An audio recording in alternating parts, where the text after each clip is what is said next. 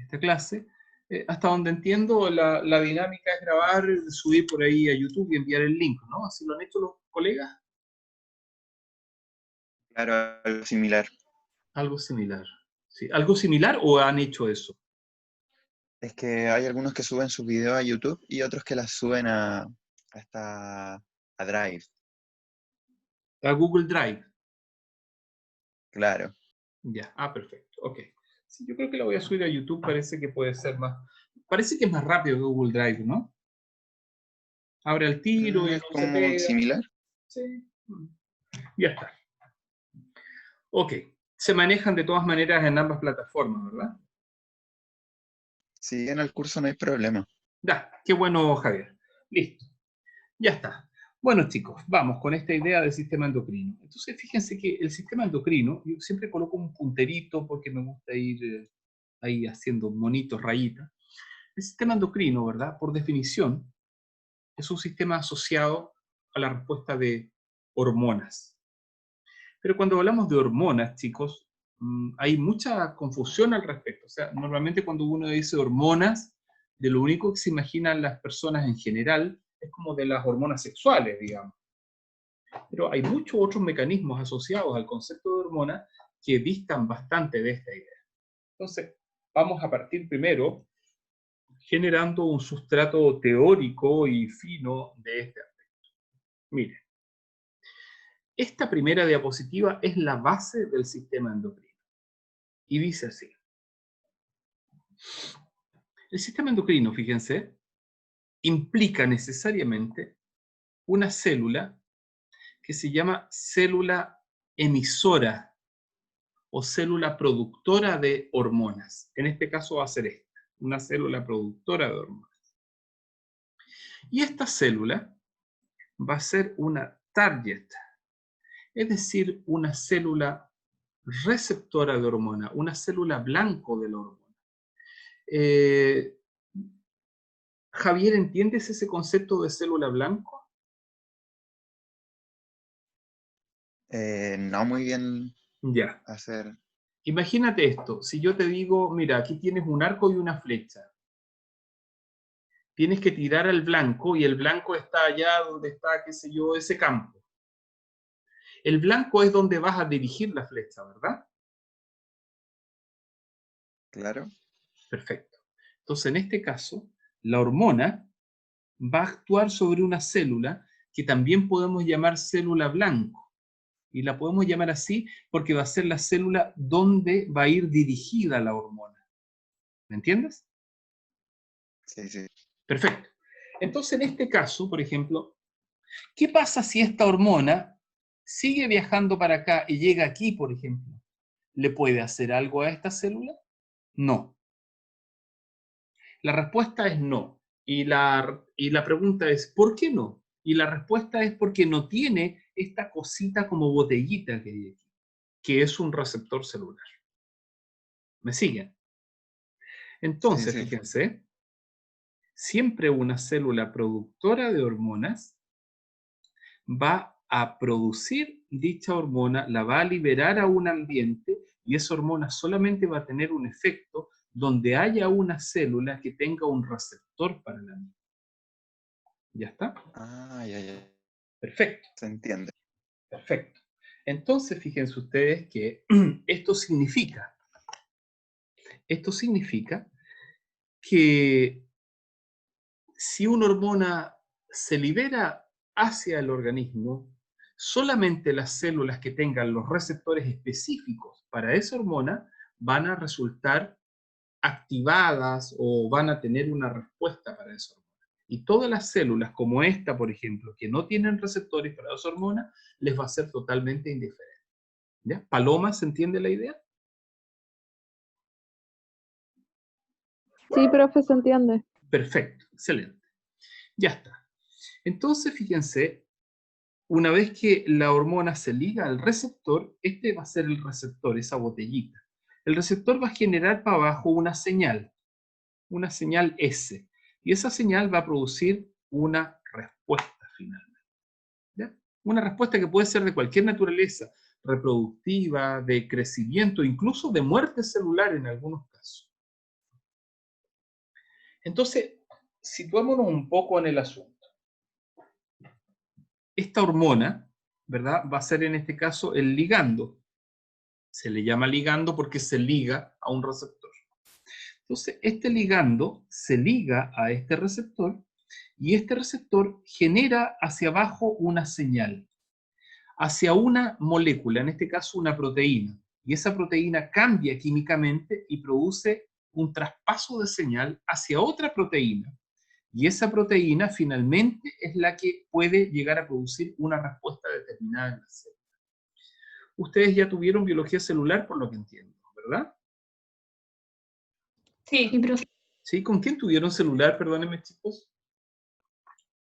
Alejandra Zapata. Ah, bien, muy buen profe.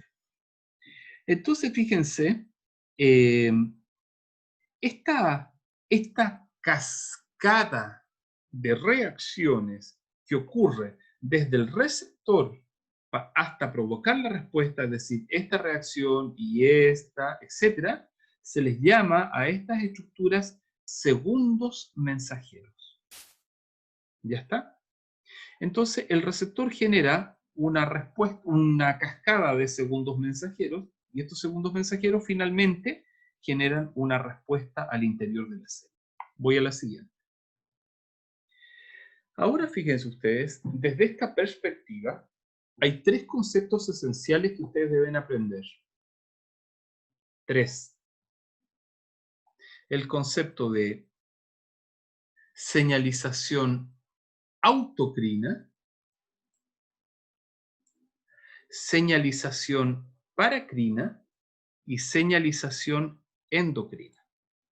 Vamos con el primero, paracrina. O sea, perdón, autocrina. Observen.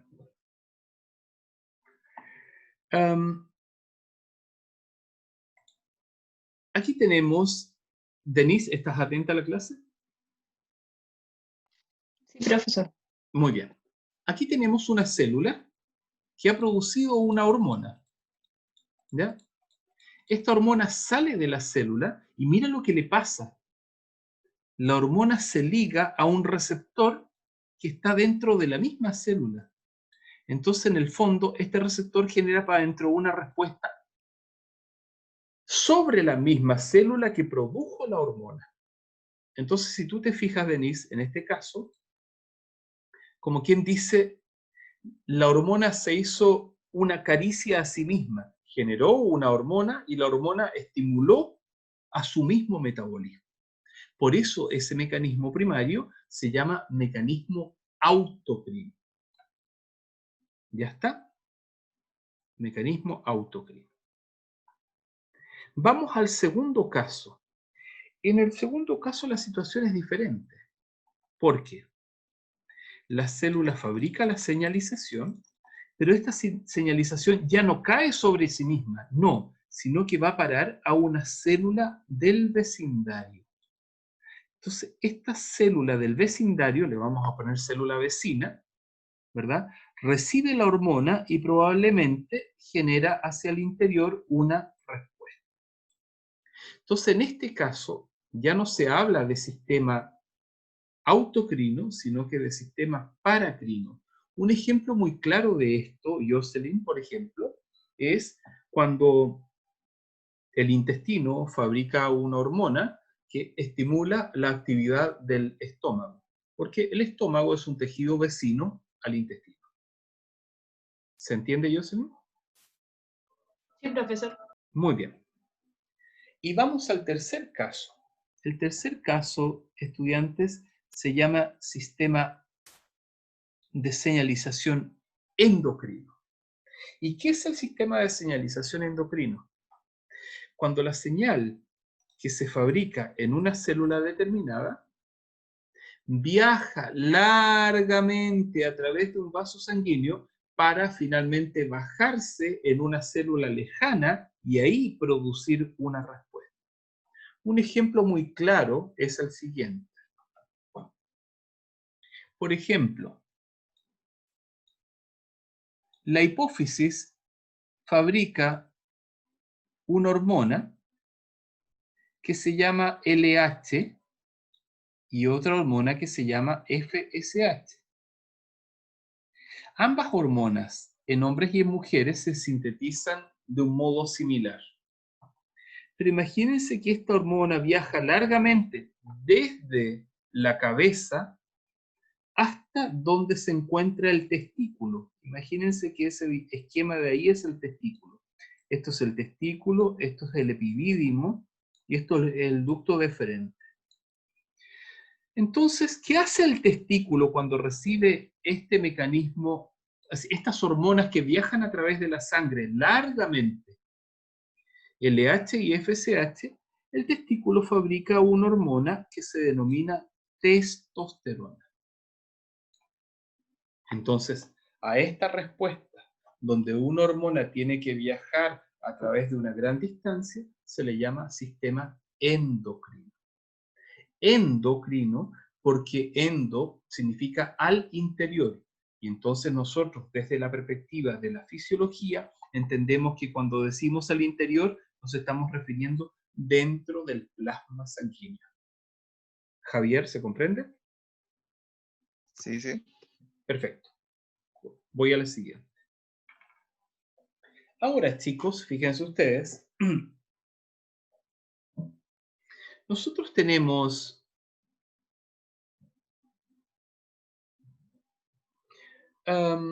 dos sistemas esenciales en nuestro organismo.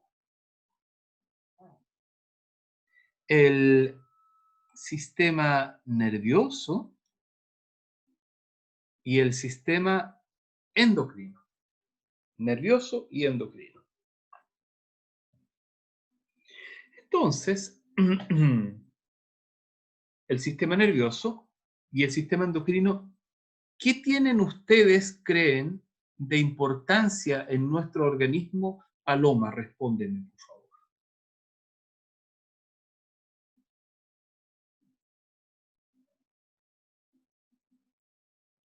El sistema nervioso es importante porque tiene que ver con toda la actividad, o sea, con todos los movimientos, el pensamiento, Ya, correcto. los reflejos, Perfecto. todo eso. Y el sistema endocrino con el tema de las hormonas, que, bueno, es que van ligadas las dos cosas porque el sistema nervioso también es el que hace que el sistema endocrino funcione. No sé cómo explicarlo. Muy bien. Paloma, está bastante aproximada a tu respuesta. Efectivamente, el sistema nervioso y el sistema endocrino son dos mecanismos constituidos por un conjunto de órganos que están operando en forma simultánea, en forma correlativa, en forma cooperativa, coordinados, con ciertas jerarquías, por supuesto, interrelacionados, y entre ambos constituyen lo que denominamos la correlación funcional de un organismo vivo.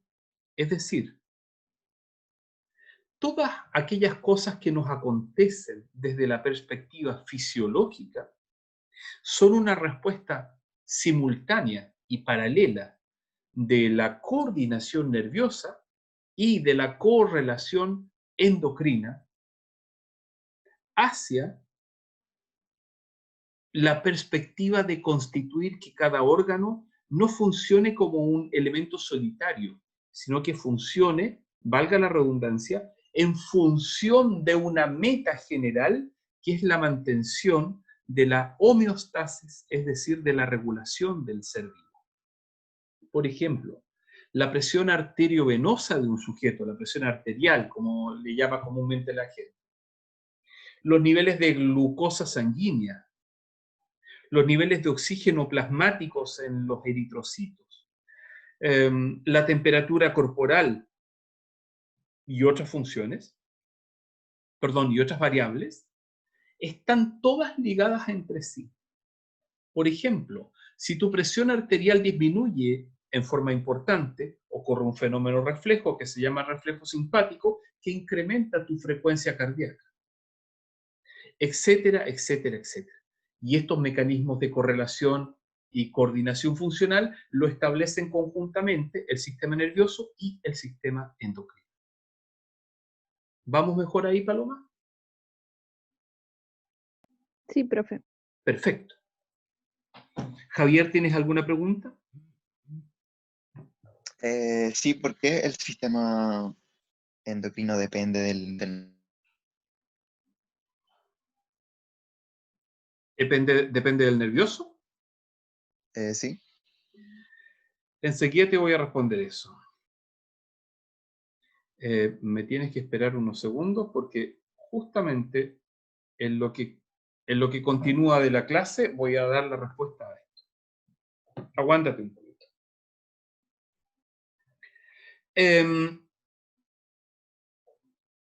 Fíjense que entonces el sistema nervioso y el sistema endocrino, ¿verdad?, que hacen esta correlación y coordinación funcional, tienen ciertas similitudes y diferencias. Vamos a establecer más o menos de qué se trata una cosa y otra. Voy a ahí aplastar un poquito de eso. Ahí. Resulta, fíjense, que el sistema nervioso es un sistema cableado y el sistema endocrino es un sistema inalámbrico. ¿En qué sentido el sistema nervioso es un sistema cableado? Porque si yo quiero mover los dedos de mi mano, necesito una conexión nerviosa de cables, en este caso de neuronas, que llegan, ¿verdad?, hacia los músculos y tendones del antebrazo y permiten que mis dedos, ¿verdad?, generen estiramiento por músculos agónicos o contracción por músculos antagónicos y se muevan. Y entonces, para eso requiero cables. En segundo término, por el contrario, si mi glándula hipófisis quiere fabricar una hormona que estimule mi testículo, no necesita cables, necesita liberar la hormona y vertirla en el río, que significa esta organización vascular, y entonces a través del sistema vascular la hormona va nadando hasta llegar al tejido testicular, donde va a provocar algún tipo de respuesta. Entonces el sistema nervioso es cableado, el sistema endocrino es inalámbrico. Hay una gran diferencia entre ambos. Un segundo punto importante, fíjense, es en lo que se refiere al concepto de señales químicas y de células blanco. Fíjense qué interesante esto. En el sistema nervioso, ¿verdad?, una neurona, pónganse ustedes que esto es una neurona, la neurona fabrica neurotransmisores y estos neurotransmisores actúan sobre, por ejemplo, otra neurona. Entonces, esta neurona segunda es una neurona target, una neurona blanco, ¿verdad? Por lo tanto, el sistema nervioso genera una señal química sobre una célula blanco, correcto. Y el sistema endocrino también genera una señal química sobre una célula blanco. Por lo tanto, en ese sentido, sistema nervioso y sistema endocrino son muy similares entre sí. ¿Sí? ¿Vamos bien hasta ahí? Tengo una pregunta. Dígame. Los segundos mensajeros solamente se generan dentro de la célula diana, ¿no? No. Los segundos mensajeros, Javier, están absolutamente en todas las malditas células de un ser vivo. Entonces, solo que en la célula diana, estos segundos mensajeros están asociados a esta respuesta hormonal, pero no significa que la célula que produce la hormona no tenga también sus propios receptores y su propia cadena de segundos mensajeros. ¿Sí? ¿Me sigues? Sí, se entiende. Perfecto. Vamos al tercer elemento. El sistema nervioso es un sistema rápido. Me demoro 0,5 segundos en apretar el pedal del freno cuando aparece una intercepción rápida frente a mi vista mientras conduzco. En cambio, el sistema endocrino demora mucho más que 0,5 segundos. Es mucho más lento. La respuesta requiere, ¿verdad?, que la glándula reciba la señal, que la glándula fabrique la hormona, que la hormona vaya donde otra glándula a lo mejor o donde otra célula blanco para que esa célula blanco ajuste su respuesta. Por ejemplo, cuando tú te asustas por un sismo grande, por ejemplo, la primera respuesta es producir norepinefrina a nivel adrenal y la segunda respuesta es producir cortisol. Pero ese cortisol no tiene un efecto inmediato, sino que va a seguir actuando durante varias horas después a nivel de cerebro, a nivel de tejido graso, a nivel de tejido muscular, a nivel de tejido intestinal, provocando distintos efectos, al grado de que incluso ese cortisol podría durar más de 15 horas en tu organismo, produciendo distintos efectos. Por lo tanto, entonces, el sistema nervioso es rápido, el sistema endocrino es lento. Por la misma razón, el sistema nervioso es de duración rápida, breve, actúa y desaparece, y el sistema endocrino es de larga duración. ¿Vamos bien hasta ahí? Amanda, ¿tienes alguna pregunta?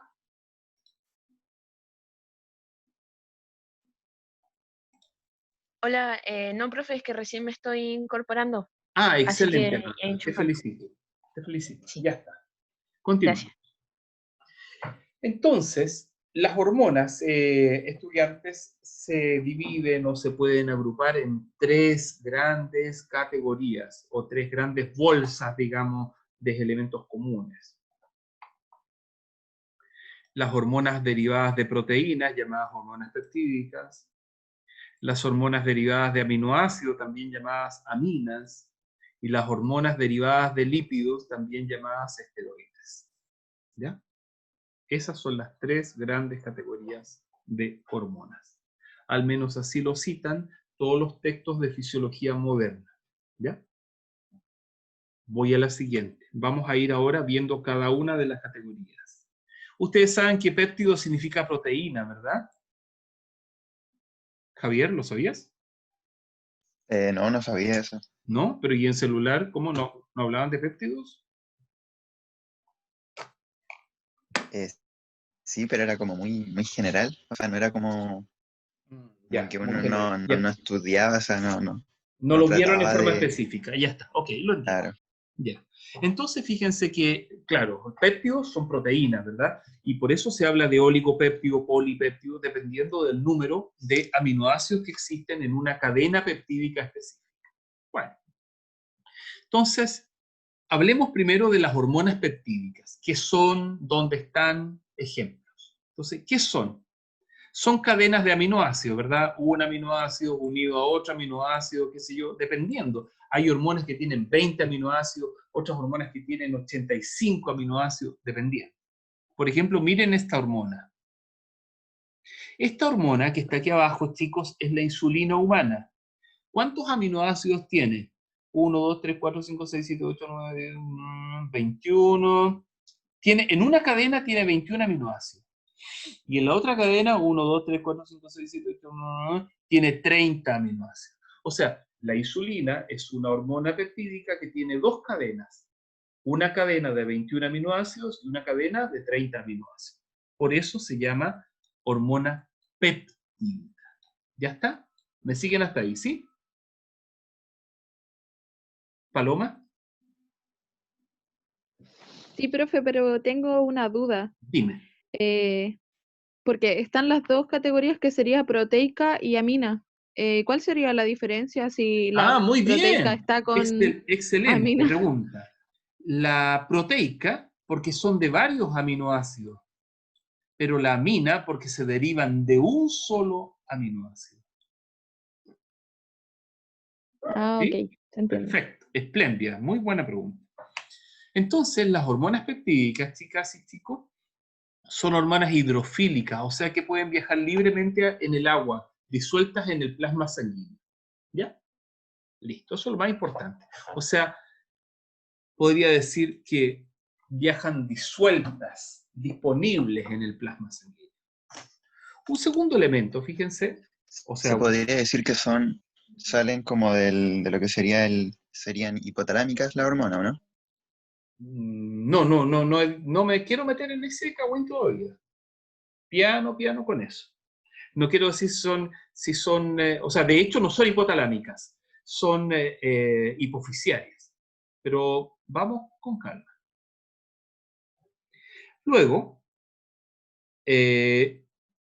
los receptores de las hormonas peptídicas, chicos, siempre están en la superficie celular. Me explico. Aquí tenemos el ejemplo más claro. Aquí tenemos un capilar por donde va viajando la hormona. Pónganse ustedes la idea de qué está la hormona. Este es un esquema, una caricatura súper vulgar, chicos, súper grotesca. Porque se imaginen que si este es el capilar, la hormona sería mucho más chico que ese punto que acabo de hacer ahí, po, ¿verdad? Mucho más chico, mucho, mucho. O sea, si el capilar fuera más o menos del porte de la carretera norte-sur, de ese ancho, la hormona sería más o menos del porte de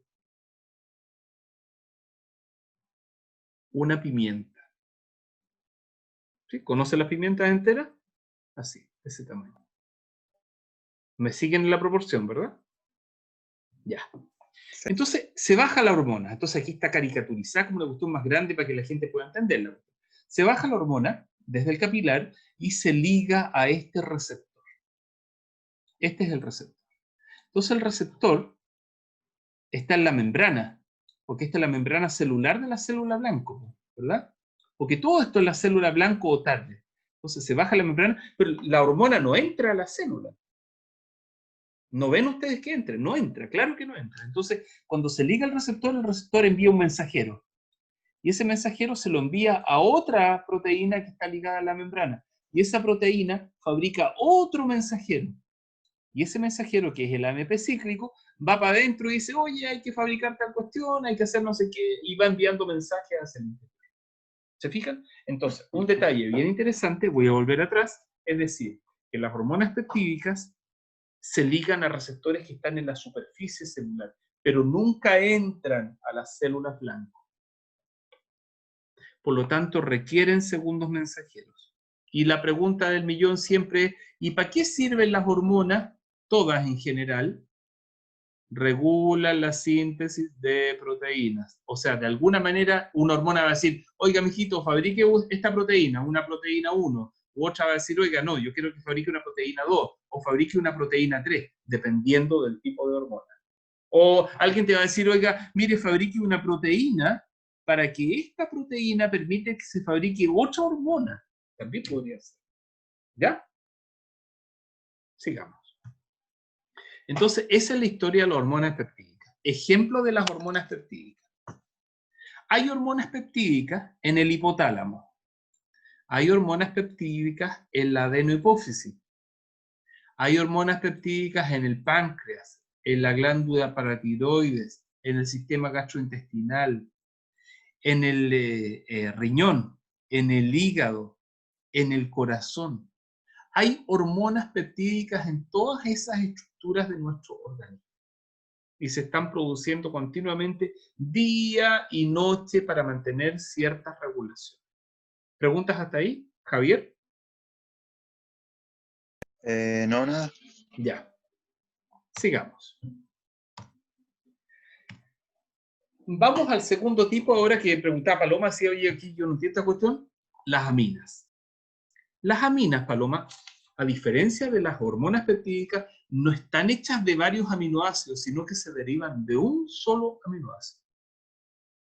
¿Y qué aminoácido? Esta cuestión es increíblemente curiosa, fíjate. Todas se derivan de un solo aminoácido cuyo nombre es tirosina. Entonces, de la tirosina se derivan, fíjate qué hormonas se derivan. Se derivan las hormonas tiroideas T3 y también la hormona tiroidea T4. Pero además, por otra vía, se deriva dopamina, se escribe DA, norepinefrina y epinefrina. Todas estas moléculas se derivan solamente del aminoácido tirosina. Mira qué interesante. Ok, entonces las aminas son las hormonas tiroideas, esas de ahí, y las catecolaminas, esas de ahí, se derivan de tirosina y todas tienen una vía sintética en común. Voy a ir a la siguiente diapo para que lo vean. Esta es la tirosina. La tirosina, a su vez, chicos, viene de otro aminoácido que se llama PHE. Me imagino que en biología celular vieron las siglas de los aminoácidos en la síntesis proteica, eso sí, ¿verdad? Javier, Yo no me acuerdo, la verdad. ¿no? Ya, no te acuerdas. Javier, ¿cuántos aminoácidos hay? En número.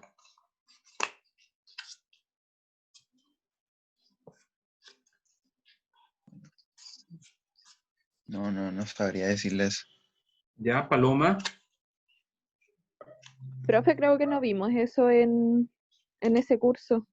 Ya, hay 20 aminoácidos esenciales. Alanina, fenilalanina, prolina, hidroxiprolina, triptófano, glicina, isoleucina, leucina, 20.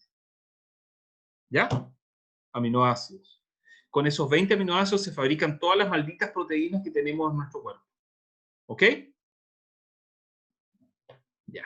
Vamos desapolillando el cerebro, chiquillos, porque esta asignatura de fisiología es una de las asignaturas más complejas de la carrera, creo yo.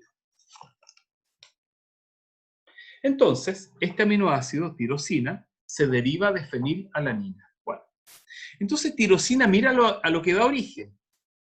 Da origen a T3 y da origen a T4. Y a la vez, como les dije, da origen a norepinefrina, a epinefrina, y me faltó aquí en el esquema, da origen también a dopamina. DA se escribe dopamina. ¿Ya está? Recuerden ustedes, chicos, que la dopamina es un neurotransmisor súper importante que se aumenta en los sujetos que son pacientes enfermos y que consumen cocaína, ¿verdad? Y está disminuido en los pacientes que tienen enfermedad de Parkinson. La dopamina es un neurotransmisor esencial para inducir los procesos de pensamiento en nuestro cerebro. Si no hay dopamina, no hay pensamiento y tampoco hay motricidad adecuada.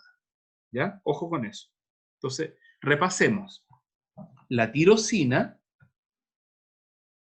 da origen a la T3 y a la T4, que son las hormonas de la glándula tiroides, y da origen, por otra parte, a las catecolaminas. ¿Y qué son estas catecolaminas?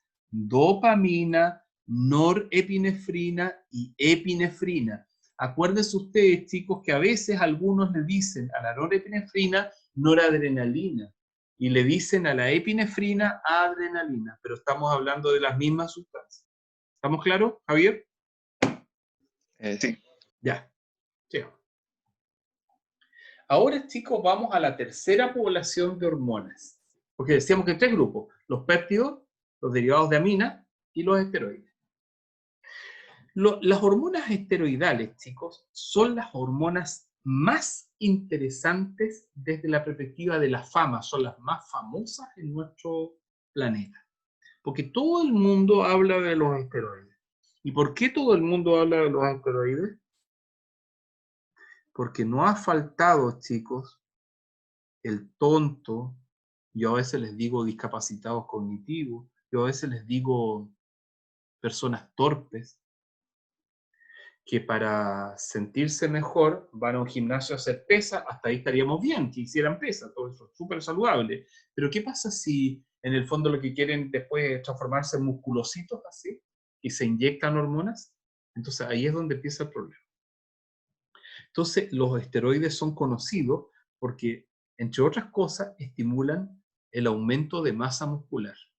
Recuerden ustedes que las vacas en los campos, para que mejoren la producción de carne, le inyectan hormonas, como por ejemplo dietilvestrol.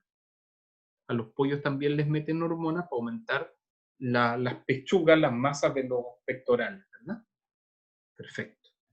Claro, porque si tú comes una gallina en el campo, las gallinas son delgaditas de pectorales. Entonces uno dice, oye, ¿por qué esta gallina es tan delgadita de pectoral y el pollo que compro en el supermercado es tan gordo? Ah, porque esos pollos están criados con hormonas. ¿Ok? Muy bien. Ahora, estos esteroides, ¿verdad? Normalmente son sustancias que se inyectan. Todos los esteroides que nosotros fabricamos, los fabricamos derivados del colesterol. Entonces, chiquillos, yo quiero que me cambien también el chip en este sentido. No anden por ahí por la vida, ¿ya?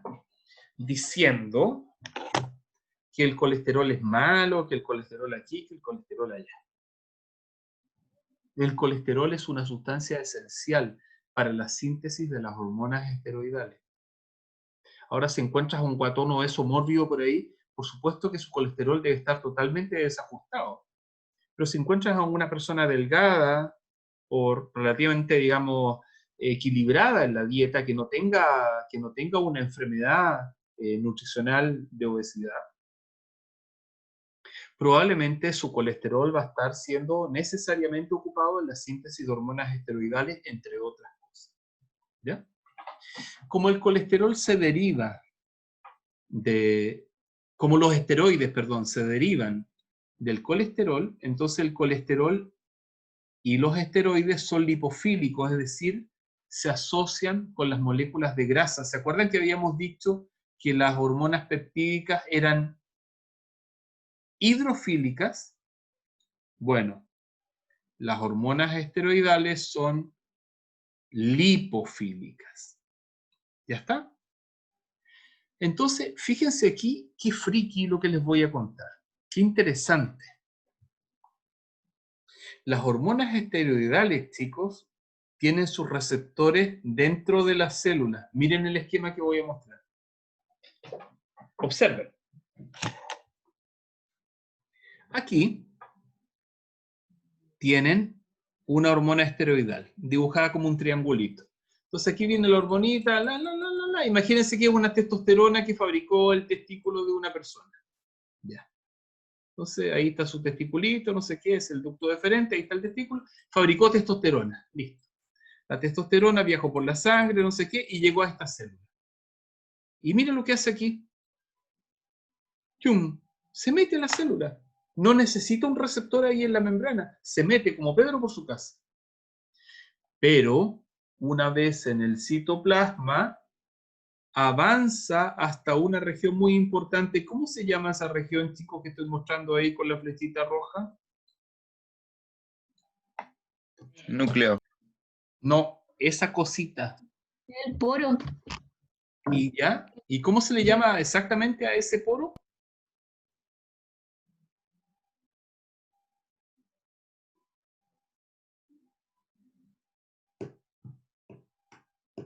Poro nuclear, ¿no?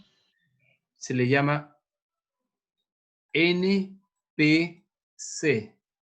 Nuclear Pore Complex, complejo de poro nuclear. ¿Ya? Complejo de poro nuclear porque está hecho por varias proteínas. Bueno, entonces este complejo de poro nuclear, chicos, permite que esta molécula, este esteroide, entre. Entonces entra por aquí y mira lo que hace. El receptor lo estaba esperando adentro del núcleo. O sea, dicho de otra manera, así como en voz FM. En las hormonas peptídicas, la hormona peptídica que egresa del capilar llega a la célula y se liga a un receptor que está ubicado en la membrana celular. Es decir, la hormona peptídica no puede ingresar a la célula directamente. Por el contrario, las hormonas derivadas del colesterol, es decir, un esteroide cualquiera, fácilmente cruza la membrana debido a que es lipofílico y como la membrana contiene fosfolípidos, tiene alta afinidad por las grasas. Una vez en el interior, cruza el citoplasma hasta el núcleo a través de los complejos de poros nucleares y en el interior hay un receptor esperándolo. Ok. ¿Y qué hace ese receptor, chicos? Miren qué interesante. Esta cuestión es muy espectacular. El receptor se liga al DNA de la célula. Y entonces, el receptor, que sería mi mano, ponte tú, con la hormona, en este caso el esteroide, ponte tú, se liga al DNA, y entonces, ¿para qué? Para fabricar un RNA mensajero.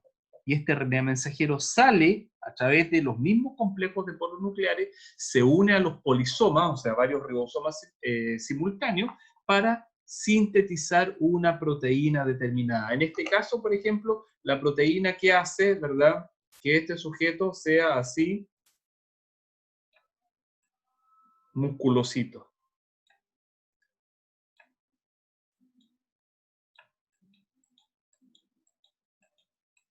¿Ya? ¿Me siguen con la idea? Paloma, ¿preguntas? Sí, profe. O sea, se entiende todo, no tengo Ya. preguntas. Pero no hay ninguna preguntita, nada. ¿No?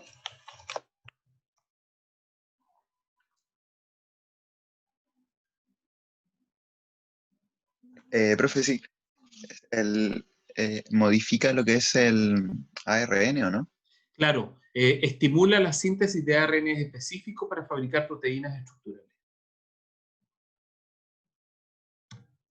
Exactamente. Entonces, fíjate,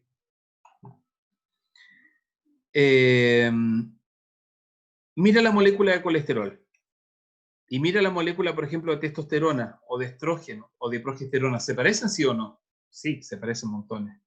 Pero no solo eso, mira, por ejemplo, aquí este estrógeno. El estrógeno es una molécula clásica de las hembras y testosterona una molécula clásica de los machos. Mira la diferencia. Ahí le falta un palito, ¿verdad? Que es un carbono, un metilo, y aquí le sobra este protón. Y todo el resto es prácticamente idéntico. Estos dobles enlaces porque no está el carbono, obviamente. Mira las diferencias entre testosterona y estrógeno. Son increíblemente pequeñas. Sin embargo, mira que los efectos de ambas dos hormonas son tan distintas entre sí. Qué increíble es la biología molecular. Voy a la siguiente. Ya está. Ahora vamos a empezar a hablar, Javier, un poco de esa pregunta que tú decías. Esto de si, dónde está aquí el hipotálamo, que no sé qué, que la... Este es un corte sagital, ¿verdad? Cadavérico, del Atlas de Yokochi, me imagino que lo deben haber visto. ¿Ustedes ya tuvieron anatomía general? Sí. Ya. ¿Qué les hizo anatomía? Bertrand, Ya. ¿Vieron el Atlas de Yokochi? sí, para bibliografía, eso sí. Ah, pero no lo miraron así en diapos, ¿no? ¿No vieron nada? Ponía Ah, igual claro, eso sí. también. Ah, ya, perfecto. ¿Y qué vieron en Yokochi exactamente? No mucho, la verdad. Una que otra imagen que ponía en el PowerPoint, pero así como de por aquí por allá nomás y una vez en cuando. Ya, ah, ya. Ok. Revisemos esta imagen un poquito, chicos, para ver qué podemos ver de ella. Mira, aquí estamos viendo, ¿verdad? El cerebro, que ahí le falta un pedacito arriba, no importa, lo seguimos hasta ahí. Ahí termina el cerebro, ¿verdad? Ya está. Aquí hay una región que se llama tentorium, o tienda del cerebelo, entonces esto que está aquí abajo es el cerebelo, ¿verdad? Eso es lo que se llama el árbol de la vida en el sistema nervioso, bien bonito. Ese es el cuarto ventrículo, no sé qué, esa es la protuberancia, ¿verdad? Eso es el bulbo raquídeo, y aquí está el foramen magnum. Esto es el foramen magnum, miren. Esa porción este es el cráneo, ¿verdad? Entonces, si ustedes se fijan ahí, y lo volteamos, ese hoyito es el foramen magnum. Entonces, por ahí sale la médula espinal. Entonces, aquí en este esquema, ahí está el foramen magnum. Ahí está ese hoyito. ¿Ya? Entonces, por ahí sale la médula espinal. De ahí para abajo, eso se llama médula espinal. Pero hacia arriba se llama bulbo raquídeo. Bulbo raquídeo, para arriba protuberancia, todo eso es la protuberancia, o puente también se le llama, pons en inglés, ¿verdad? Y vamos para arriba, y entonces aquí arriba lo que me interesa es todo el cuerpo calloso, qué sé yo, esa es la corteza cingulada, esta es la cisura calcarina del lóbulo occipital, no me importa por ahora. Pero esto sí me interesa, mira. ¿Ven que aquí hay una vueltita así? Que termina así, en el fondo eso es algo así, mira. Es así, tiene una cavidad ahí y termina así. ¿Ya? Eso que estoy mostrando ahí es eso que está ahí. Entonces, fíjense, esa vueltita, ¿dónde está aquí? Mira, este es el cráneo, lo ven ahí, ¿verdad? Lo voy a dar vuelta, está abierto. Entonces lo voy a acercar ahí. ¿Se fijan que aquí hay una cavidad, mira, en este pedacito? ¿La ven ahí como con la sombra de la luz? ¿Se nota un poquito? Esa cavidad que está ahí, chicos, es la silla turca. Entonces, esta silla turca, ¿ya? Silla turca, en latín se dice sella tursida. Esta silla turca aloja esta cosita que es como un porotito que está aquí adentro. Ese porotito es la glándula hipófisis. Ya voy a hablar de ella en más detalle. Pero sobre esa glándula hipófisis hay una región que no se aprecia muy bien aquí, porque en la preparación del corte seguramente esto se corta con líquido. Se mete el cadáver, se congela y se mete en una sierra. Y la sierra tiene un chorrito de agua de más o menos 8 micras, 10 micras de espesor, pero una presión increíble. Y entonces el cadáver está congelado y lo cortan. Y por eso el corte es tan perfecto. Entonces, aquí arriba hay una región que no se aprecia tan bien porque seguramente el corte se desarmó un poquito, y ese es el hipotálamo. Entonces, voy a ir a la siguiente. Entonces resulta que el hipotálamo está sobre la hipófisis. O sea, mira, esta es la hipófisis. Mira cómo la voy a dibujar.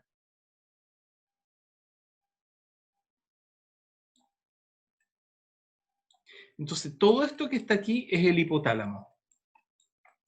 Esta es la adenohipófisis, esta es la neurohipófisis y esta es la hipófisis intermedia, de la cual no se habla mucho, pero existe. Esto está para adelante y eso está para atrás, obvio. ¿Ya? Entonces vamos a la anterior a ver si lo ubicamos. Aquí estaría la adeno, aquí estaría la neuro y eso sería el hipotálamo. ¿Me entienden? Y está ubicado más o menos en la base del cerebro. O sea, por esa razón, chicos, cuando hay alguien que tiene un tumor hipofisiario, se hace la cirugía por la nariz. Porque se mete por la nariz el instrumental, se corta aquí el primer tabique, se abren las narinas y entonces el instrumental se mete por aquí. Se rompe este seno, el seno fenoidal, se rompe y se rompe la silla turca, se abre un poquito y ahí se opera el tumor cerebral. Porque no podría entrar por otro lado, si entran por arriba rompen el cerebro y dejan la pelotera, sería tremendo. La cirugía sería peor que la enfermedad. Ok. Ya está. Entonces, el hipotálamo es una región, ¿ya?, que está, como les dije, sobre la hipófisis. Y mira las funciones del hipotálamo, qué lindo. Las funciones del hipotálamo son neurovegetativas, neuroendocrinas, límbicas y asociadas al sistema óptico. A mí lo que me interesa ahora es que hablemos de la función neuroendocrina. Voy a la siguiente. Esta diapo está mucho más clara que la anterior. Mira, yo tengo que cambiarme de posición porque me aburro de estar sentado. Mira, entonces, aquí está el cerebro, tal cual como lo vimos, o el cuerpo calloso, ¿verdad?, que une ambos hemisferios cerebrales. Aquí está el hipotálamo, mira. Esta cosita de aquí es el hipotálamo. Y el hipotálamo, ¿verdad?, debajo del hipotálamo está la hipófisis, que es ese pirulito que está ahí colgando, que se divide a su vez así. Entonces, en la ampliación, mira qué importante lo que les voy a decir. Esta es la adenohipófisis. Los gringos le llaman pituitaria anterior. A veces le llaman hipofisial body, así como cuerpo hipofisiario, anterior hipofisial body. Pero en realidad la mayoría de las veces le llaman pituitaria anterior, pero para nosotros es la adenohipófisis. Esta pituitaria posterior, pero para nosotros es la neurohipófisis. ¿Ya? Y ese pedacito que queda ahí como una guatita en el medio, que se denomina hipófisis intermedia, de la cual, como les dije, no se habla mucho. Pero bueno, ya está. Ahora, sobre la hipófisis dijimos que estaba el hipotálamo. Chicos, todo esto que está en verde es el hipotálamo. El hipotálamo se divide en 4 regiones. Chicos, 4. Una primera región, que es esta, que se llama preóptica. Una segunda región que va entre esa y esa, que se llama supraóptica. Una tercera región, que es esa que está aquí, que está más o menos encima de esta porción, que se llama tuberal, con B alta, tuberal. Y una cuarta región, que es esta, que se llama mamilar. O sea, repasemos: preóptica, supraóptica, tuberal, mamilar. ¿Estamos claros? Javier, ¿estamos claros? Sí, profe. Sí. Una pregunta. ¿El hipotálamo es el nexo entre el sistema endocrino y el nervioso? Mira, yo diría que más que un nexo. Mira. ¿Ves el mouse de mi Yo uso mouse porque no me gusta tener los dedos arriba del computador, entonces uso un mouse. ¿Ves este mouse? ¿Qué pasa si yo coloco el mouse en una superficie y lo muevo, por ejemplo? Se mueve el punterito ese, ¿verdad? Entonces, ¿qué es el mouse? El mouse es un transductor de mis movimientos mecánicos a un sistema ASCII, a un sistema de códigos digitales, para poder establecer una correlación entre el eje X y el eje Y para mover un maldito punto en la pantalla de la computadora. Entonces, esto es más bien un transductor. Entonces, el hipotálamo es también un transductor entre el resto del sistema nervioso central y el sistema endocrino. No sé si me explico, Javier. Sí, O sea, si tú tienes miedo, por ejemplo, y sientes estrés, tu hipófisis anterior va a producir una hormona, pero la va a producir porque una región de tu hipotálamo le va a decir que la produzca.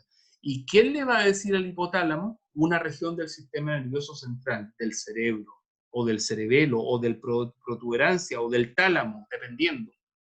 Si yo te martillo con un combo el pie derecho, vas a sentir mucho dolor. Y ese dolor va a hacer que produzcas cortisol. ¿Por qué? Porque el dolor va a subir por el tálamo. Va a llegar al tálamo, del tálamo va a llegar al hipotálamo, del hipotálamo le va a decir al hipotálamo, oiga, produzca CRH, corticotropin releasing hormone. Entonces el hipotálamo va a producir CRH y le va a decir a la hipófisis, oiga, produzca ACTH, hormona adrenocorticotropa. La hormona ACTH va a viajar por tu sangre, va a llegar a una glándula que está arriba de tus dos riñones. Y en la corteza de esa glándula, que se llama corteza adrenal, van a producir cortisol. Y entonces tú, además de sentir dolor, te vas a estresar por el dolor, debido a ese cortisol. Entonces, en el fondo, el dolor es psíquico. Y lo psíquico provocó una respuesta endocrina. Por lo tanto, el hipotálamo es un transductor de las señales. ¿Ya? Perfecto. Si no explico bien, chicos, me dicen y vuelvo a explicar, por favor.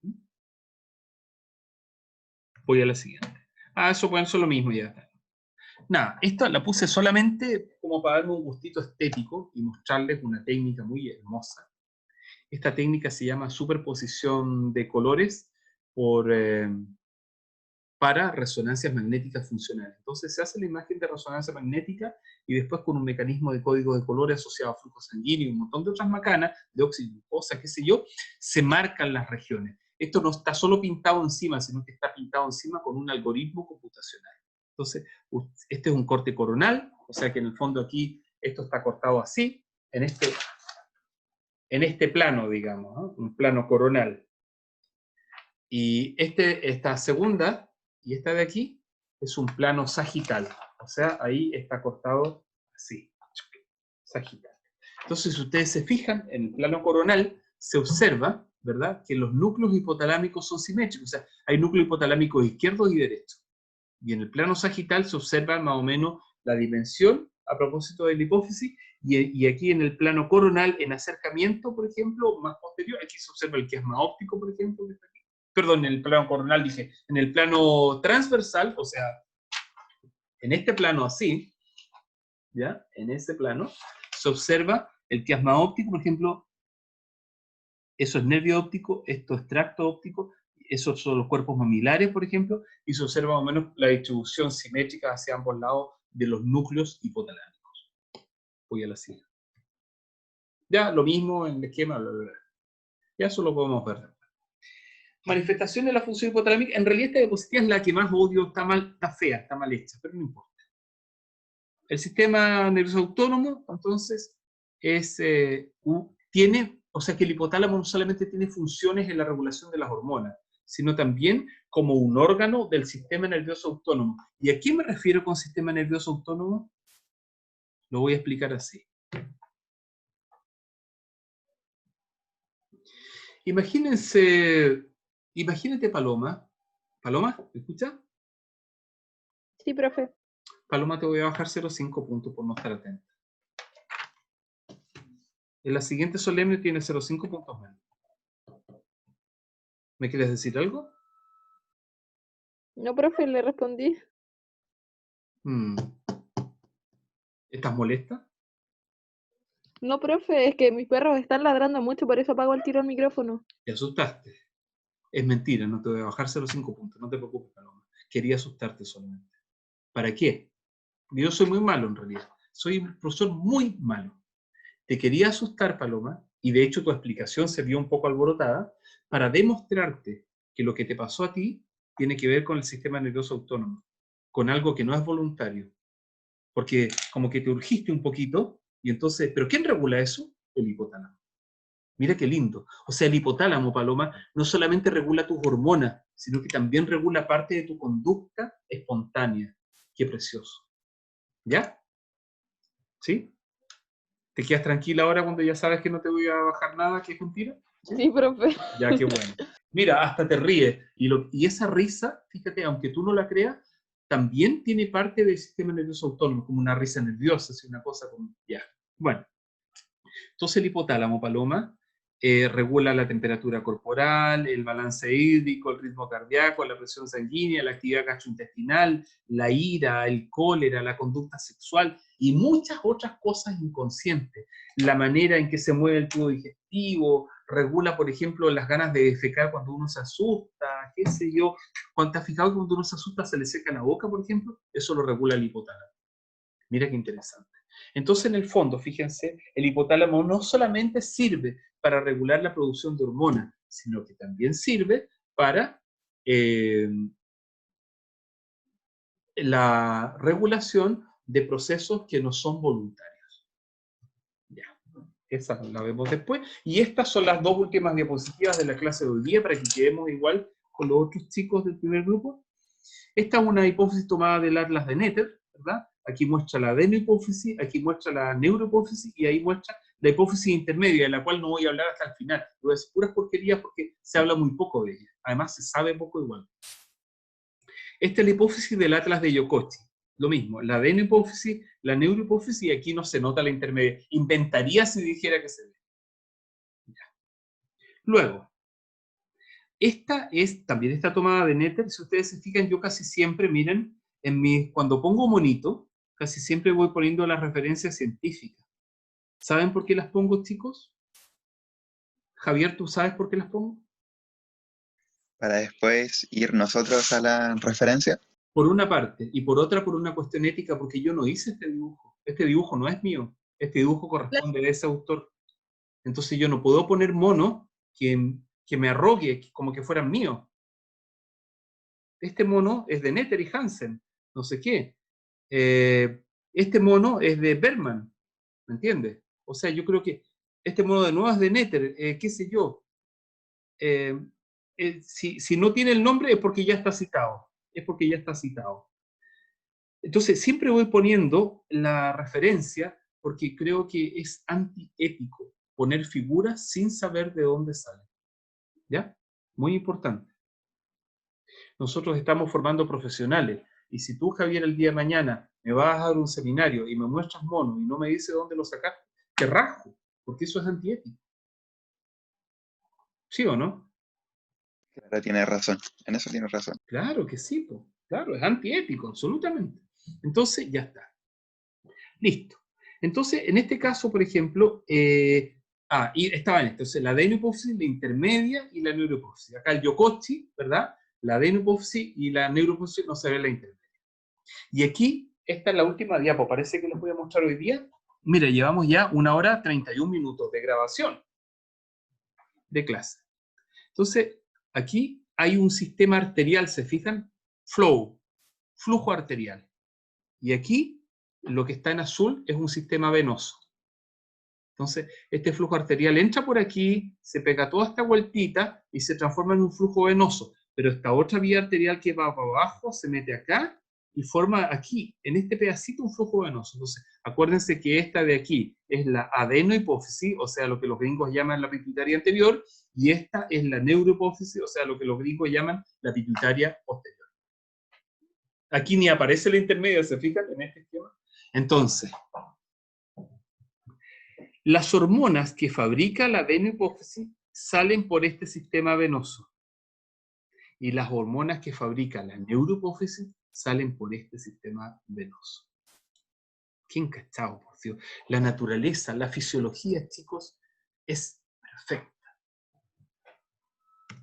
Ya está. Y hasta ahí nomás llegamos porque eso otro viene después. Preguntas, chicos. ¿Alguna pregunta general? ¿Alguna pregunta específica? Lo que quieran preguntar. Algo difícil, no importa, pregunten. Si yo no lo sé, les voy a decir que no lo sé.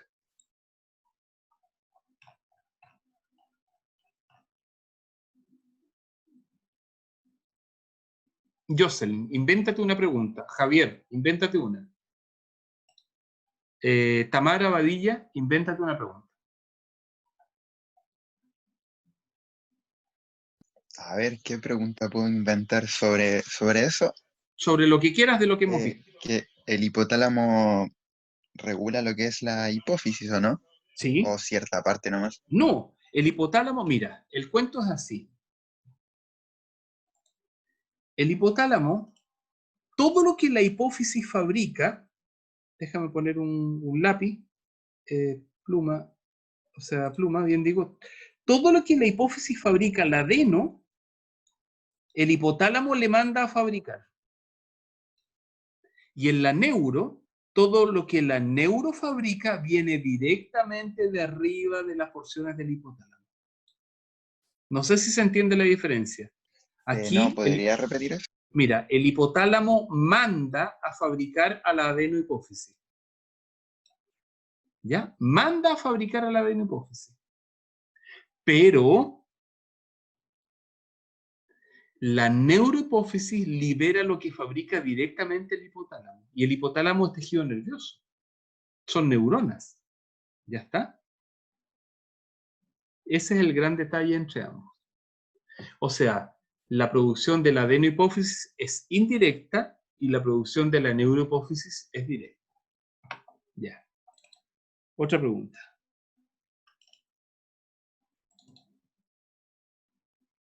Vamos, Tamara, ¿qué inventaste?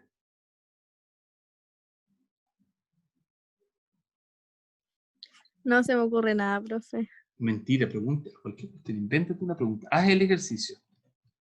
De esta diapositiva haz una pregunta.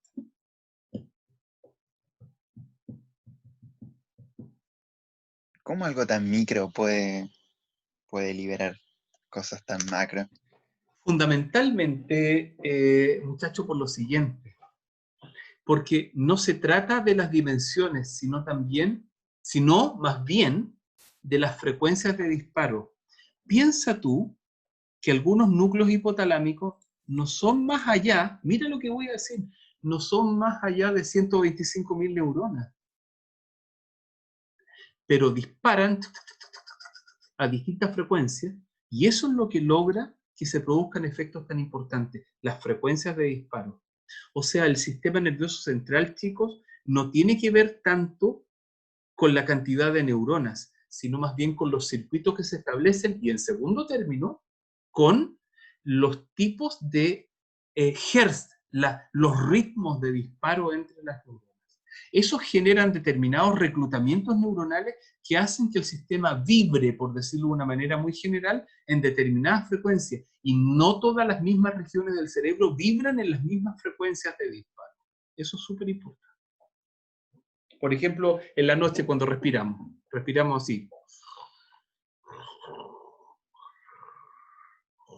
Más o menos 19 veces por minuto. Y esa perfección de ritmo tiene que ver con la oxigenación, con cuánto estiramos el diafragma para abajo, con cómo se abre el aparato laríngeo para que entre el aire. Si el tipo es obeso, por ejemplo, tiene todo esto lleno de grasa y se le tranca la lengua. Y entonces el aire ya no entra igual por la vía aérea. Entonces ese tipo ingresa el aire así y ronca. Y eso genera una respuesta en la oxigenación distinta que cambia el tiempo de disparo de los núcleos respiratorios que están ubicados en esta porción del cerebro. Esta porción del cerebro, chicos, manda todo el sistema respiratorio de nuestro organismo. Por ejemplo. Es impresionante. Entonces, como algo tan pequeño, pucha, es impresionante. Y también, ¿cómo puede vibrar eléctricamente ese algo tan pequeño? Es otra cosa impresionante. Yo siempre me lo pregunto. No hay una explicación muy sencilla. Imagínate tú que una cucaracha tiene menos de 12.000 neuronas en todo su cuerpo y con 12.000 neuronas hace todo lo necesario para sobrevivir. Se alimenta, se reproduce, puede escapar de los depredadores, puede abrigarse, puede memorizar el piso de una casa para saber por dónde pasar el día anterior, por dónde pasó y por dónde pasar el día siguiente, y pasa exactamente por el mismo lugar, con menos de 15.000 neuronas. Es impresionante. Ya. ¿Quién más quiere inventar una pregunta? Paloma, invéntate una pregunta.